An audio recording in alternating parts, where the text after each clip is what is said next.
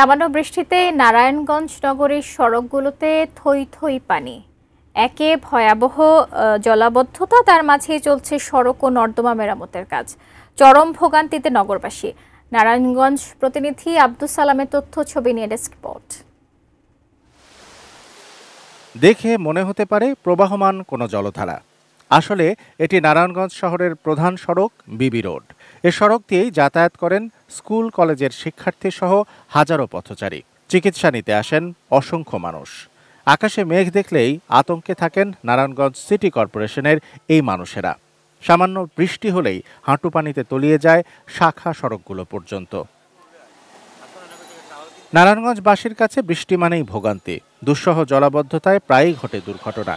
বৃষ্টির পানির সাথে ড্রেনের ময়লা পানি মিশে যেমন ছড়ায় দুর্গন্ধ, তেমনই বাড়ে চর্মরোগ। আমরা নারায়ণগঞ্জবাসী খুব সমস্যার মধ্যেই আছি। এই সম্পূর্ণ এক হাঁটু পানির মধ্যে আমরা কিভাবে যাতায়াত করি? সাধারণ মানুষের অনেক কষ্ট হচ্ছে, ভোগান্তি হচ্ছে। বাসা থেকে বের হয়ে এত ময়লা পানি, এগুলোর মধ্যে আসলে হাঁটা চলা তো দূর, রিক্সা দিয়ে যাওয়াও খুব টাফ।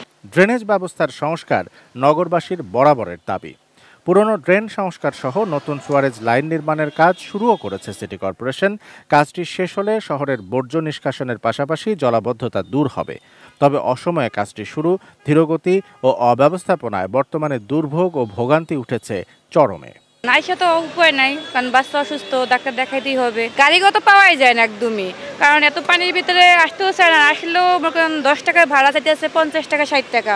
নগরবাসীর এই ভোগান্তির জন্য সিটি কর্পোরেশনের কর্তারা দুঃখ প্রকাশ করলেও কবে নাগাদ এ সমস্যার সমাধান হবে সে প্রশ্নে নীরব।